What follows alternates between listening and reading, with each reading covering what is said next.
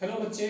तो आज हम लोग फिर से मिल रहे हैं और एक नए वीडियो के साथ। इसमें हम लोग जैसा कि आपको बताए हुए हैं कि इस चैनल पर हम लोग बिहार बोर्ड 2026 एग्जाम की तैयारी में लगे हुए हैं।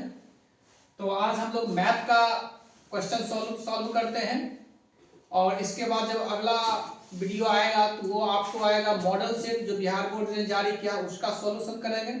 एक कंप्लीट तैयारी हम लोग इस चैनल पर करेंगे। तो थोड़ा सा हम लोग आगे बढ़ते हैं मैथ के लिए।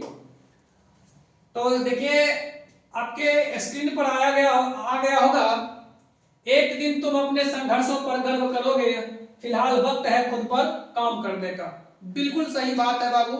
आज अगर आप सर झुकाकर मेहनत कर लोगे तो ताउम्र जो है आप सर उठाकर समाज में चल पाओगे और चल पाएंगे आपके परिजन, आपके माता और पिता। इसलिए यह जो रात है, काली अंधेरी रात में जो हम और आप मेहनत कर रहे हैं, इसका परिणाम जिस दिन मिलेगा, तुम्हें सफलता जब मिलेगी तो तुमको आज इस काली रात को याद करके गर्व महसूस होगा। तो इसलिए इसको ध्यान रखना है कि फिलहाल सिर्फ और सिर्फ अपने पर काम करना है। चलिए थोड़ा सा और आगे बढ़ते हैं, अब क्वेश्चन की शुरुआत करते हैं। पहला क्वेश्चन आपके स्क्रीन पर आया कि निम्नलिखित में कौन सी सबसे छोटी संयुक्त संख्या है। क्या है बाबू? संयुक्त संख्या है। देखिए जैसा कि हम लोग जानते हैं कि संख्याएं जो होती है वो दो प्रकार की होती है।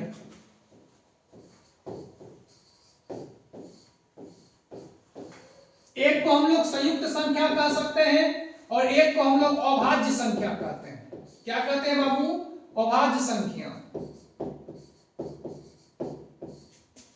और एक को हम लोग कहते हैं संयुक्त संख्या। संयुक्त संख्या देखिए, अभाज्य संख्या उसे कहते हैं जिसमें एक से भाग लगे या स्वयं से भाग लगे। जैसे कि 5, इसमें अगर देखिएगा तो इसका मात्र 2 गुणनखंड होता है, या तो 1 होगा या फिर 5 होगा स्वयं ना।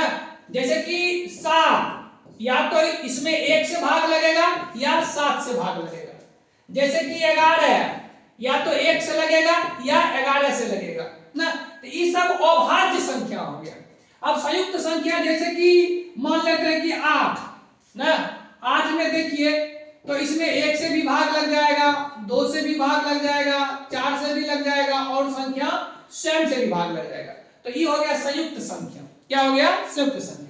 अब थोड़ा सा आगे बढ़ते हैं, यहाँ ऑप्शन देखते हैं। हाँ, एक चीज याद रखिए, एक जो है ये ना तो अभाज्य संख्या है ना ही संयुक्त संख्या।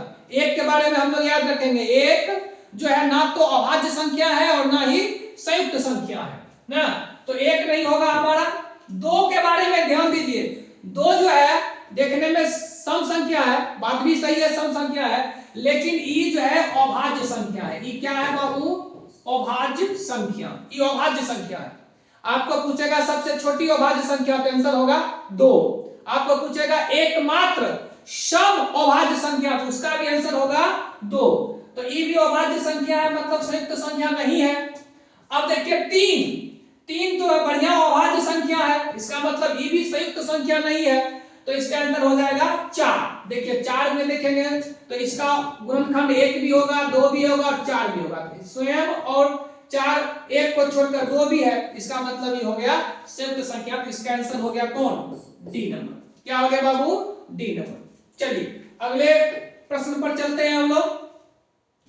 पाई है, पाई क्या है? तो पाई एक अपरिमेय संख्या है। पाई क्या है इसको याद रखना है हम लोग को। पाई जो है वो क्या है? अपरिमेय संख्या। क्या है बाबू? अपरिमेय संख्या। पाई जो है वो क्या है? अपरिमेय संख्या ना। पाई का मान जो है सर्वप्रथम आर्यभट्ट के द्वारा निकाला गया था 3.14 डॉट डॉट डॉट जो है। इसका दशमलव निरूपण देखिएगा तो ये हो जाता है अशांत अनावृत्ति। क्या हो जाता है बाबू? अशांत अनावृत्ति। अशांत अनावृत्ति, अशांत अनावृत्ति। ठीक है, इसीलिए यह जो है क्या हो जाएगा?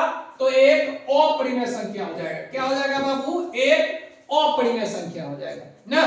ठीक, चलिए अब देखिए तो निम्नलिखित में से कौन एक अपरिमेय संख्या है। देखिए सबको हल करते हैं हम लोग। पहला ऑप्शन हमारा है 3/12।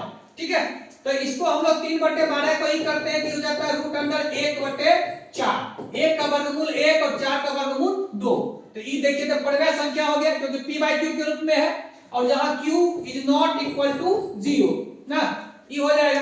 अब दूसरा ऑप्शन पर ये करते हैं तो देखिए इसको काटते हैं तो आता है हमको 1/5। 1 का वर्गमूल 1 और ये हो जाएगा √5। तो यही हो जाएगा अपरिमेय संख्या। इसको काटिएगा तो 1 और रूट अंडर 1 का वर्गमूल 1, ये भी काटिएगा तो कितना हो जाएगा 2। तुमको पता होगा कि √3 और गुने √3 करेंगे तो बाबू कितना हो जाएगा 3। 3 एक परिमेय संख्या है। √5 गुने √5 करेंगे तो कितना हो जाएगा 5। 5 भी एक क्या है परिमेय संख्या है ना। तो इसलिए इसका आंसर हो जाएगा option number B. Option number क्या हो जाएगा बी। Option number B. निम्नलिखित में से कौन अपरिमेय संख्या है तो बी नंबर ना। चलिए अगले स्लाइड पर हम लोग चलते हैं। दो संख्या का लॉसा और मौसा बराबर हो तो संख्या क्या होगा। देखिए इसका आंसर हो जाएगा संख्या दोनों बराबर होगा तब। जैसे कि 10 और 10 अगर रहेगा तो इसका HCF भी यानी मौसा भी हो जाएगा 10 और इसका LCM भी क्या हो जाएगा 10। ठीक है 10 10 बात समझ गए। जैसे कि अगर दो अलग अलग संख्या जैसे 5 और 10 ले लेते हैं ना तो इसका HCF हो जाएगा 5 और LCM अगर निकालेंगे हम लोग ना तो इसका 10 हो जाएगा। देखिए अलग अलग संख्या आ गई तो इसका आंसर हो जाएगा क्या होना चाहिए बराबर होना चाहिए। चलिए अगले प्रश्न पर चलते हैं हम लोग। देखिए इसको सीखना है एग्जाम में बहुतों बार ये पूछता है आपको। ठीक है ना। एक प्रश्न से हम तुमको सिखाने की कोशिश करते हैं। जैसे कि कोई संख्या है ना यहां पर 13.425 और इस पर हमको दे दिया क्या रेकरिंग। क्या दे दिया रेकरिंग दे दिया। क्या दे दिया रेकरिंग दे दिया ना। ठीक है चलिए इसको 5 के जगह पर हम लोग जो है 6 या 9 दे देते हैं। यहां पर रेकरिंग दे देते हैं रहने दीजिए। क्या तरीका इसको जो है पहले पूरा संख्या ले लेंगे बिना दशमलव का याद रखिए और फिर रेकरिंग छोड़कर जो संख्या है उसको क्या कर देंगे माइनस कर देंगे। क्या कर देंगे बाबू माइनस कर देंगे। फिर जितने संख्या पर रेकरिंग है उतना 9। देखिए दो संख्या पर रेकरिंग है तो 2 9 दे दिए। अब ध्यान दीजिए रेकरिंग और दशमलव के बीच में रेकरिंग और दशमलव के बीच में जितनी संख्या है उतना शून्य दे देंगे। क्या दे देंगे बाबू शून्य दे देंगे। तो उतना शून्य दे दिए।